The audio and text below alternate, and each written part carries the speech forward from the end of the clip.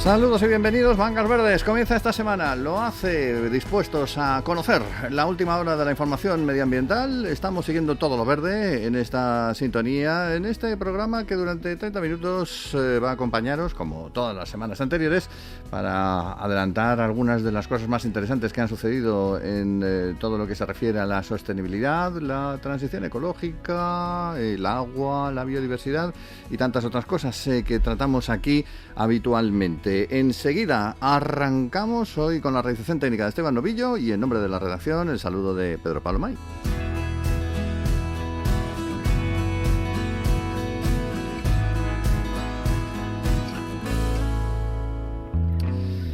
Bueno, hoy vamos a comenzar hablando de un estudio interesante que se presentaba hace unos días. Se trata del Observatorio de la Transición Energética de Exolum, elaborado en colaboración con Deloitte, o Deloitte, ya no sé si es lo digo Deloitte o digo Deloitte, ¿cómo lo digo? Pues lo digo de las dos maneras y así nadie se siente ofendido. Para analizar los avances de la descarbonización de la economía y promover un modelo energético más sostenible. Es uno de los asuntos de mayor interés dentro del campo de sostenibilidad ahora mismo, esto de la transición energética, y para hablar de ello vamos a hablar precisamente con David Folgado de Exolum, que tenemos hoy con nosotros en nuestro programa, al que le saludamos ya desde esta misma sintonía. David, bienvenido al programa. Buenos días, muchas gracias. Bueno, lo primero que queremos saber, porque este observatorio se presentaba hace unos días, hablar un poquito de las conclusiones que están relacionadas con el mismo, es un punto que nos ha llamado especialmente la atención, el liderazgo que puede tener España en esa transición energética en Europa.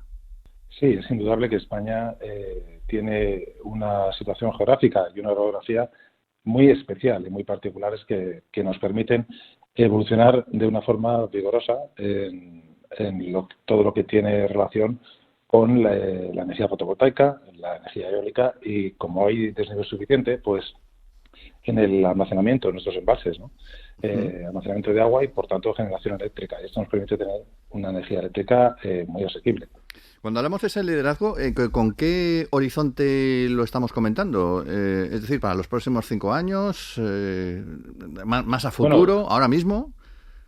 Bueno, yo diría que ahora mismo el liderazgo es ya cuando uno ve los porcentajes de generación eléctrica renovable, por ejemplo, que se están viendo en España en este momento, pues es de los más altos de la Unión Europea, sin duda, y además nos está permitiendo exportar energía eléctrica en las interconexiones que tenemos, por lo cual sí, y no solo en la parte eléctrica, sino también tenemos empresas energéticas que nos permiten trabajar también en el desarrollo de las moléculas renovables. Uh-huh. Una de las conclusiones del observatorio apunta a que la descarbonización en España está avanzando, pero que la verdadera transformación depende de incentivar la demanda. Hablamos de la demanda nacional, imagino. Exacto, sí, en este caso el observatorio se trabaja sobre todo lo que es la transición energética en España, ¿no? Cada uno de los países de la Unión Europea realizó su propio Plan Nacional Integrado de Energía y Clima, que tuvo que enviar a la Unión Europea, y en este caso lo que hacemos es, efectivamente, el estudio versa sobre España. Y como bien comentas, todo lo que tiene relación con la oferta está yendo bastante bien. De hecho, la intensidad energética de España en ese sentido está disminuyendo por habitante, es muy inferior a la media de la Unión Europea, por supuesto muy inferior a la americana o a la china por habitante, ¿no? Entonces, en ese sentido sí que estamos progresando muy bien. Pero, como dices, donde está faltando esa transición es en la demanda, ¿cierto? Y es en la demanda porque mientras que la oferta depende de un número relativamente amplio de empresas, ¿no?, en la demanda depende de las decisiones de millones de usuarios, ¿no? Y cada uno con su propia casuística de millones de usuarios, de millones de personas y de empresas y familias que tienen que tomar decisiones de eficiencia energética. Decisiones, por ejemplo, qué vehículo me compro, si pongo un mejor aislamiento en mi casa, si instalo una aerotermia, etcétera. Y son decisiones que económicamente son muy relevantes para la mayoría de las familias, ¿no? Y antes de tomar esas decisiones, o para ayudar a tomar esas decisiones, pues hay varios componentes que son relevantes. Lo primero es si la alternativa es eficiente desde el punto de vista económico, pero también si es fácil o sencilla su implantación, tanto desde el punto de vista de viviendas en comunidades de vecinos o desde el punto de vista de regulatorio, permisos, etcétera. Sí, por eso está costando más la demanda. Hay un término que nos gustaría también que nos explicaras, que aparece también en ese informe, que es el trilema energético. Un enfoque más realista para ese trilema energético. ¿Qué es el trilema energético? Bueno, la energía siempre tiene que ser asequible, abundante y ser fiable. Y ser ampliamente disponible, ¿no? Ese es el trilema, que ahora realmente se amplía a 4 partes porque también se quiere que esa energía pues sea limpia, ¿no? Y el cuadrar todos esos componentes pues es la parte más relevante, ¿no? Y sobre todo en función o en línea con lo que hemos ido viendo en el aspecto geopolítico mundial, pues ser resiliente y ser capaz de tener más autonomía, pues desde el punto de vista estratégico es muy importante. Ya lo pone de manifiesto el informe Draghi, que salió en septiembre del año pasado. Hay un asunto también relacionado con todo esto, vamos, hablando con distintos empresarios, gente que está muy relacionada con el tema de la energía y el desarrollo de la energía renovable. Cada vez más personas quieren o cada vez más emprendedores quieren relacionarse con esa energía renovable, quieren tener acceso a la misma, pero hay dudas sobre el futuro desarrollo de la misma según distintas comunidades. No sé cómo se está desarrollando, si en toda España se está desarrollando de la misma manera, hay algunos puntos de España que estén más adelantados que otros, o hay una homogeneización en ese desarrollo del energético renovable. Bueno, desde el punto de vista de energías renovables, de lo que es generación eléctrica, pues evidentemente está más implantado en los lugares donde digamos es más eficiente su uso, donde hay mayor insolación o donde hay un número de horas tanto de viento como de sol más relevantes en el año, y por lo tanto hace que las inversiones tengan, digamos, una rentabilidad y una recuperación de la inversión más atractivos, ¿no?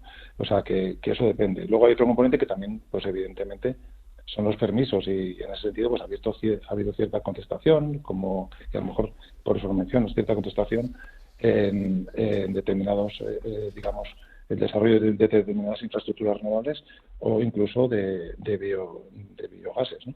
Uh-huh. O sea, necesitamos a lo mejor un poquito menos de regulación, porque ahora parece que es que hay leyes hasta para salir a la calle, ¿no?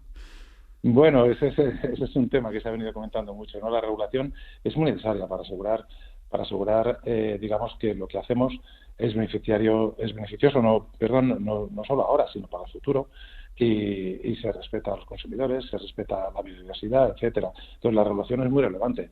Si hay una parte, y lo ha dicho la presidenta de la Unión Europea, con relación a disminuir, ¿no?, la capa regulatoria, que probablemente pues a lo mejor nos hemos ido más allá de lo estrictamente necesario, pero vamos, hay que confiar en que la regulación evidentemente es uh-huh. imprescindible para una convivencia adecuada. Uh-huh. Bien, pues estamos entonces en línea. Yo no sé si tenéis perspectiva en Exolum de darle continuidad a este observatorio, o cada cuánto tiempo pensáis hacerlo. Sí, bueno, digamos, lo que hemos hecho ha sido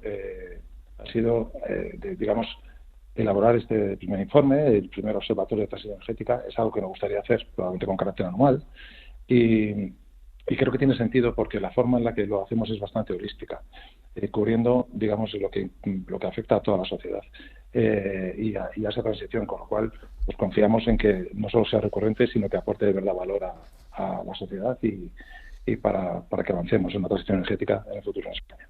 De momento nos da una buena fotografía de cómo está ahora mismo la cosa en cuanto a la transición energética en España. David Folgado, el director financiero de Solum, gracias por habernos acompañado hoy en el programa y habernos ampliado este asunto. Gracias a ustedes.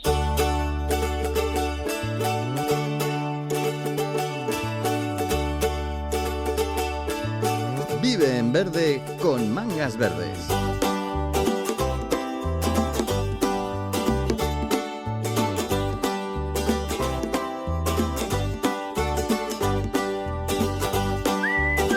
Bueno, hoy hablamos también de un animalito muy pequeño pero muy molesto y muy peligroso por las enfermedades que transmite. Hablamos de la garrapata, que más allá de las molestias de una picadura puntual puede potenciar una enfermedad, la enfermedad de Lyme o de Lyme, y hacer que se convierta en crónica, incluso mortal. Es un riesgo que ha aumentado a la vez que se ha incrementado el número de picaduras en los últimos tiempos y que ha generado esa campaña SOS Garrapatas que ha puesto en marcha la Fundación SOS Lyme. Por eso vamos a hablar con el doctor Mariano Bueno, que es presidente de esa fundación y que tenemos ya también en nuestro programa. Saludos, bienvenido, Mariano Bueno. Hola, ¿qué tal? Bueno, lo primero de todo, para aquellos que acaben de llegar al mundo de la medicina, explícanos un poco rápidamente lo que es la enfermedad de Lyme, ¿por qué es tan peligrosa? Bueno, pues la enfermedad de Lyme es una multiinfección multisistémica que entra dentro de lo que son las enfermedades producidas o transmitidas por vectores y que está producida por diversas infecciones a la vez, o sea que no solamente es una infección, sino que son varias. La más conocida es la Borrelia burgdorferi, pero hay otras como la Ehrlichia, la Chlamydia pneumoniae, el Mycoplasma pneumoniae, Bartonella, Babesia, en fin, Rickettsia, etcétera. Entonces, el problema es que afecta a distintas partes del organismo y produce síntomas de lo más variado que muchas veces confunden con otras enfermedades o incluso pueden desencadenar otras enfermedades como puedan ser las enfermedades autoinmunes, aunque el origen sea una infección. Uh-huh. Sí, además por eso se le llama a esta enfermedad la mentirosa, ¿no? O la imitadora, precisamente porque... Sí, la gran imitadora. La gran imitadora, porque va generando esos síntomas que parecen ser de otras. Y tenemos aquí a nuestra amiga la garrapata, bueno, amiga por decir algo, que tiene bastante que decir en lo que se refiere a la difusión de esta enfermedad, ¿no? Sí, pues realmente la verdad es que se transmite por patas, mosquitos, pulgas, arañas, o sea, cualquier insecto de este tipo o artrópodo que esté infectado. Pero lo más conocido y hoy en día muy frecuente por la época en la que estamos son las garrapatas. Tiene que ver con la primavera, ¿no? La llegada del buen tiempo y la aparición de estos bichitos. Nosotros además aprovechamos para ir al campo o a los parques y ahí nos los encontramos y se nos incrustan en la piel. Y hay un problema que es cómo sacar una garrapata una vez que ha metido la cabeza dentro de nuestra piel. Parece que no se hace como debe hacerse, o al menos si uno sigue la cantidad de fórmulas que ve por ahí en internet, parece que cada maestrillo tiene su librillo, pero no todos los librillos son buenos. Pues no, la verdad es que precisamente estamos intentando culturizar al público, no, al oyente en este caso, porque todos los sistemas que se están utilizando, que siempre se han transmitido un poco en los pueblos, bueno, y también en las ciudades, ¿no? A base de echar pues gasolina, echar algún tipo de producto irritante, echar cualquier producto que incluso hablan de agua oxigenada, en fin, agua con gas, bueno, unas cosas agua con tremendas. Gas, madre mía. Todo esto no sirve. ¿Por qué? Porque precisamente lo que va a hacer es irritar a la garrapata y entonces lo que va a hacer es que si no nos había infectado, pues entonces ya sí que nos va a infectar siempre y cuando esté infectada, pero que el 50% de las garrapatas, hay estudios que muestran que en Europa el 50% de las garrapatas están infectadas, o sea que el índice de posibilidades de contagio pues potencialmente es muy alto, ¿no? Con lo cual es muy importante el que si nos encontramos una garrapata enganchada a nuestra piel, tenemos que eliminarla de la forma adecuada. Y la forma adecuada no es tampoco con pinzas, esto se ha dicho mucho, que hay que tirarlas por pinzas, pues no, tampoco. Y por supuesto, tampoco con los dedos, y menos con los dedos sin nada, porque además no tenemos los dedos tan finos como para realmente soltarla sin producir una presión en la cabeza, y como estas infecciones, estos artrópodos tienen la infección en la saliva, pues vamos a provocar que viertan saliva dentro de nuestro organismo y automáticamente pues si está infectada pues nos va a infectar. Entonces ¿cuál es el método? ¿Cuál es el método mejor para ello? Bueno, el método es con unos ganchos que además, pues como siempre pasa en estos casos, desgraciadamente, hay imitaciones que si fueran simplemente más baratas pues estaría muy bien, pero el problema es que son malas imitaciones, no cumplen con los estándares que hacen falta para este caso concreto, tienen que tener unas medidas adecuadas, y entonces, bueno, pues hoy en día se comercializa a través, bueno, hay en distintos lugares que se pueda conseguir, ¿no? Pero digamos que se comercializan unas bolsitas que van 3 tipos de ganchos, o sea, 3 tamaños. Estas, en concreto, las que nosotros recomendamos, están avaladas por el Ministerio por el Ministerio de Sanidad, por la Agencia Española del Medicamento, están clasificadas y autorizadas como dispositivo sanitario, y entonces efectivamente esa es la manera de quitarlo, con esos ganchos que tienen esa autorización y que tienen las medidas adecuadas y están diseñadas de la forma adecuada para que podamos soltar la garrapata introduciéndolo al ras de nuestra piel en la zona donde está enganchada la garrapata y dando un giro y a la vez traccionando centrífugamente, o sea, hacia afuera, ¿no?, digamos, de la piel, alejándonos de la piel, se va a quitar con suma facilidad, no va a quedar nada dentro, con lo cual, y además la garrapata incluso vive, ¿no? Entonces, lo que tendríamos que hacer en ese caso es tener ya cercano un bote de cristal, por ejemplo, donde podamos meter ahí la garrapata, un recipiente de plástico, da igual, el caso es que sea un recipiente que podamos cerrar, y lo que habría que hacer en ese caso es hacer un análisis a la garrapata. Si no queremos hacérnoslo a nosotros, pues al menos a la garrapata, porque si no está infectada no nos vamos a poder infectar, al menos esa vez, ¿no? Uh-huh.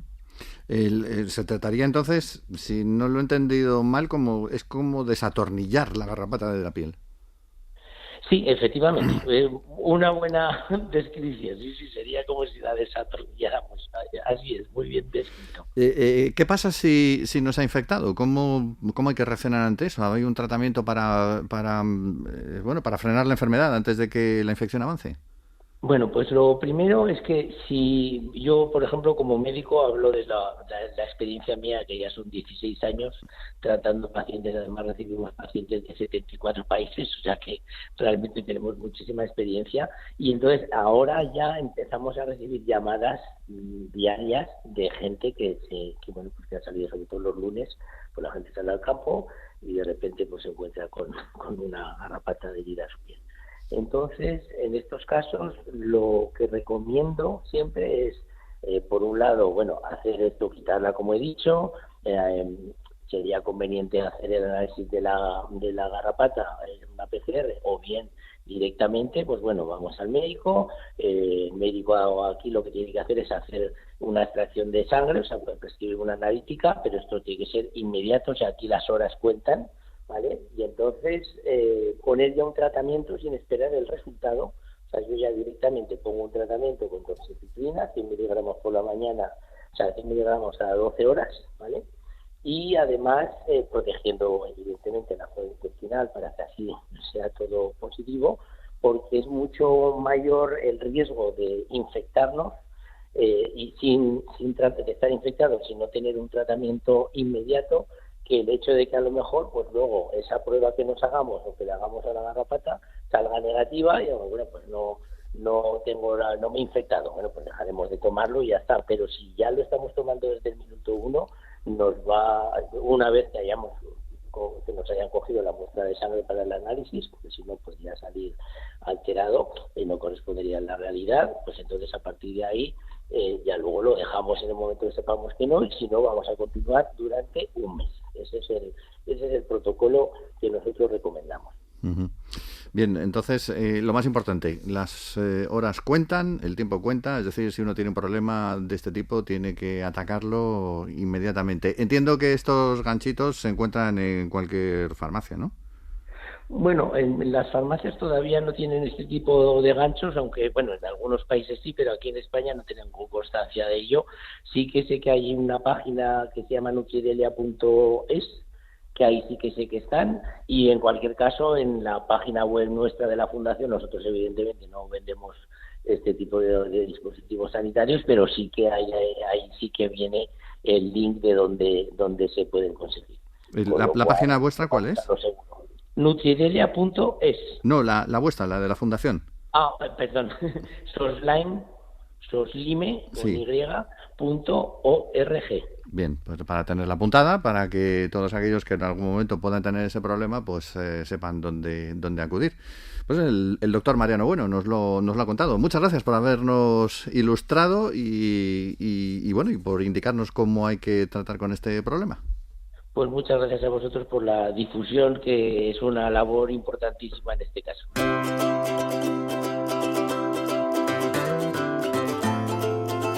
Mangas Verdes, escucha la naturaleza.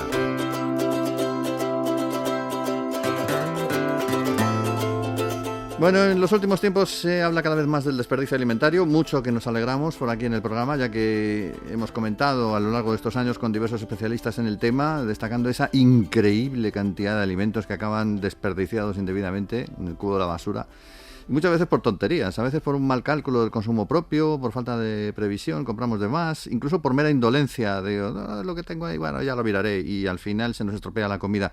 Hoy vamos a hablar con otra persona que sabe bastante sobre desperdicio alimentario, es Meritxell Hernández, es la directora general de Rolit, una empresa de envoltorios reutilizables con presencia en 25 mercados, incluyendo varios iberoamericanos, y que nos puede aportar también su visión acerca de cuál es el panorama en este momento en lo que se refiere al desperdicio alimentario, sobre todo después de las últimas normativas que ha estado gestionando el Ejecutivo. Bueno, saludamos a Meritxell. Saludos, Meritxell, bienvenida al programa.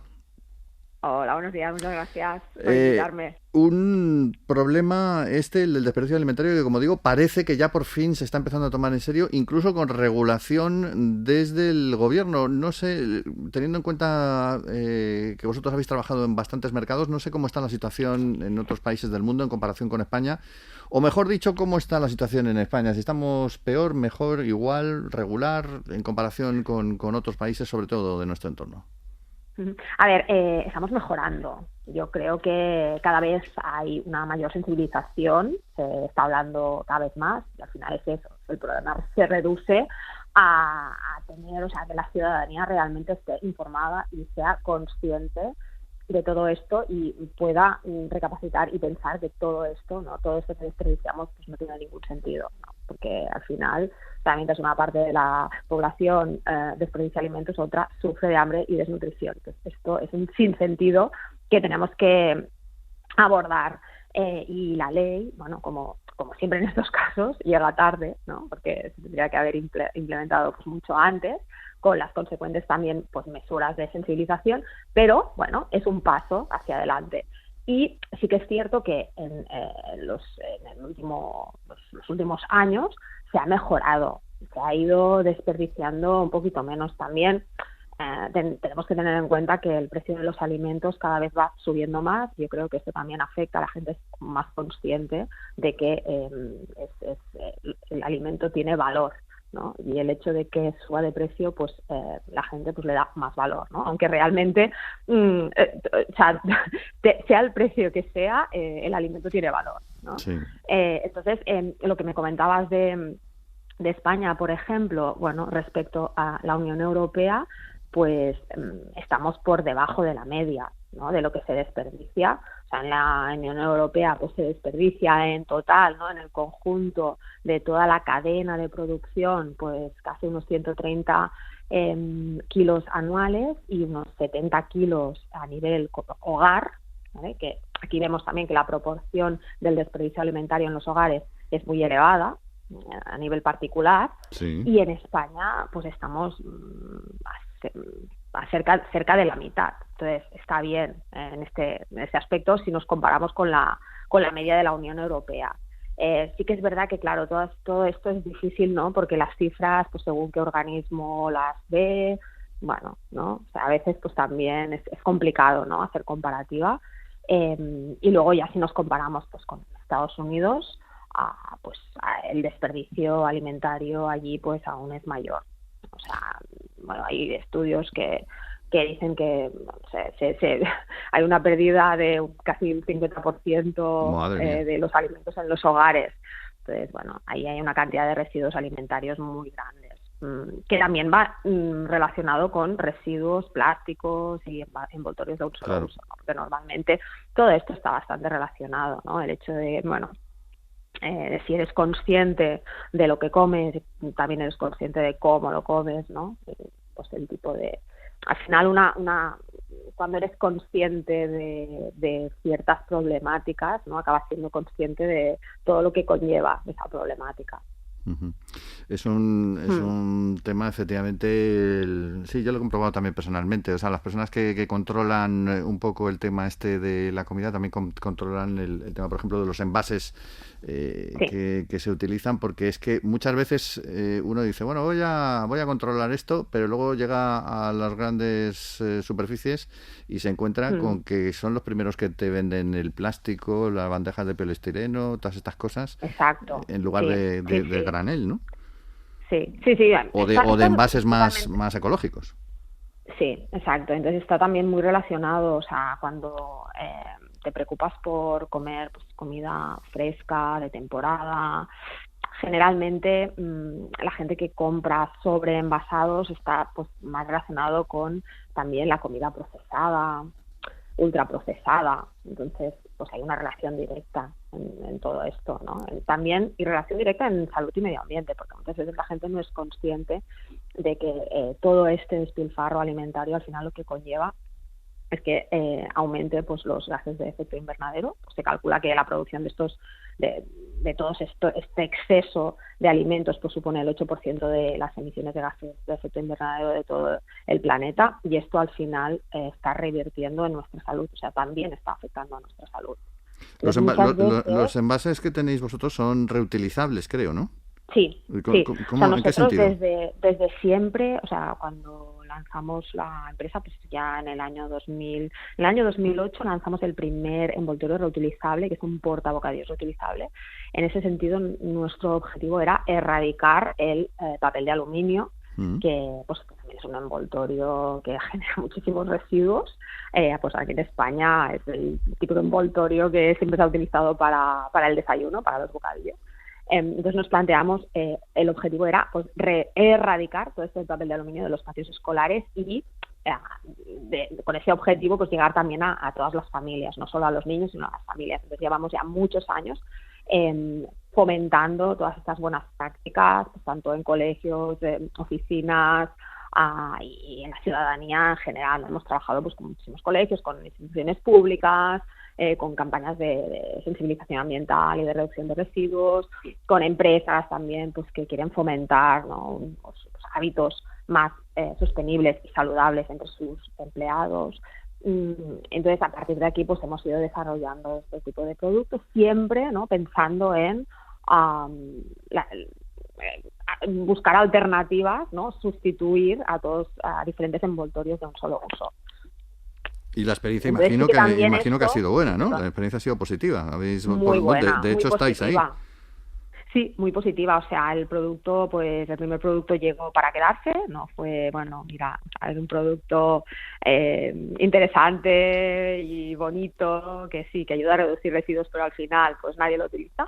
No, o sea, vimos que sí que es verdad que intentamos pues crear productos que sean muy fáciles de utilizar, que no te impliquen pues ni una renuncia, porque es eso, al final al consumidor le tienes que poner las cosas fáciles, ¿no? Que no implique mucho esfuerzo. ¿No? O sea, y al poderlo integrar en sus hábitos diarios, y bueno, y el producto caló y seguimos aquí pues creando otros tipos de envoltorios, y este es nuestro propósito. En algunos cálculos que habéis hecho, incluye el hecho de que Navidades, por ejemplo, que es una época en la que compramos más comida que nunca, un 20% de la comida acaba en la basura. Ahora, con vistas al verano y al buen tiempo, ¿se mantienen esas proporciones o como que ahorramos más? La Navidad suele ser la época de mayor despilfarro, porque al final la gente le cuesta mucho más planificar.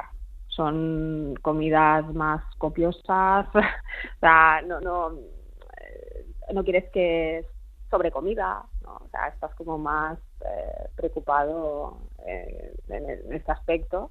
Y sí que es una época en la que Y luego, ¿me comentabas por el tema del despilfarro alimentario o los Sí, residuos plásticos? Por saber en general si ahora en verano despilfarramos menos o contaminamos menos que en Navidad. Pero yo creo que me estás contestando ya, porque es efectivamente la época en la que, consumimos más. No, porque claro, sí, y ya no solo la parte de comida, sino todo lo que son regalos. Bueno, o sea, una cantidad de envoltorios que se utilizan y luego pues también, ¿no? La parte del comercio electrónico, camiones por allí, por allá, o sea, bueno, es una época un poco que ya la hemos avanzado aquí en Europa, porque ya con el Black Friday también pues,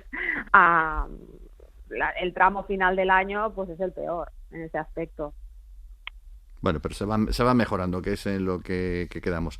Sí, y una última pregunta. Así a nivel península ibérica, ¿cuál es la zona que hasta el momento, cuáles son las zonas que hasta el momento se están tomando esto más en serio? Si es que hay algún tipo de examen al respecto. No sé si hay alguna parte a nivel de prevención alimentaria, o sea, de despilfarro alimentario, sí, o a nivel de gestión de residuos. De los dos. Porque claro, sí que es verdad que despilfarro alimentario, la verdad es que no te podría decir en qué zonas se están poniendo más recursos. A ver, yo sé que se están haciendo muchas cosas y muchas acciones a nivel Cataluña. Sí. Tenemos, por ejemplo, muchas campañas que están iniciadas por parte de RASDERU, que es una asociación sin ánimo de lucro que se encarga pues de la prevención y gestión de reducción de residuos, pero también de campañas como, por ejemplo, pues, Cataluña libre de bolsas de plástico, enfocada a los comercios, campañas contra también el despilfarro alimentario. Se están haciendo también muchas acciones y presionando a los gobiernos por parte, por ejemplo, de esta institución. Entonces yo, por lo que conozco, que está más cerca de mí, o sea, aquí se están haciendo muchas cosas, pero claro, la ley, por ejemplo, del despilfarro alimentario es a nivel estatal, por tanto, también se está fomentando en diferentes zonas que la gente sea consciente, ¿no? de todo esto, porque la clave aquí es la sensibilización.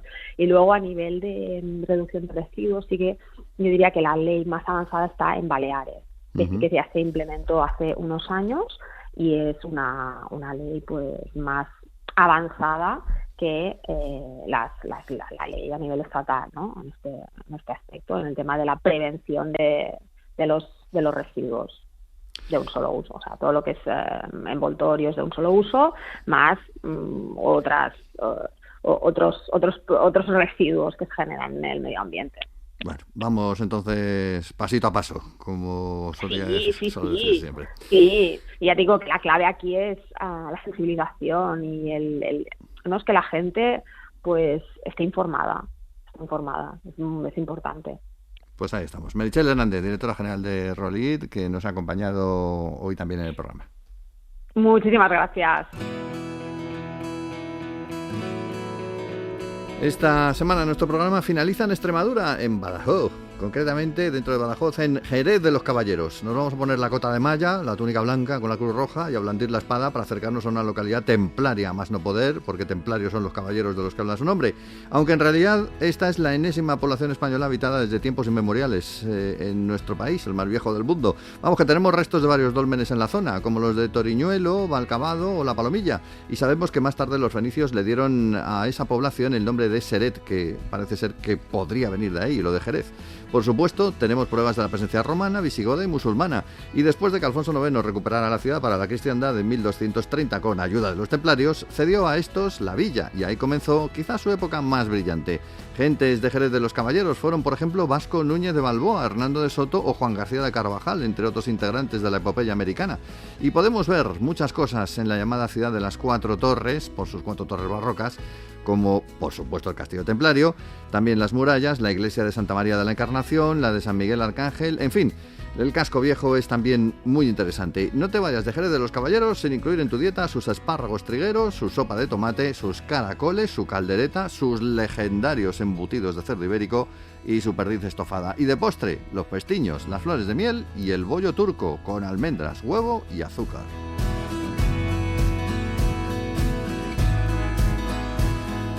Con el menú nos vamos. Hoy en Mangas Verdes, con la realización técnica de Esteban Novillo, cerramos un programa en el nombre de todo el equipo de la Plataforma Medioambiental de la Agencia EFE, del cual os ha hablado Pedro Palomay. ¡Feliz y verde semana!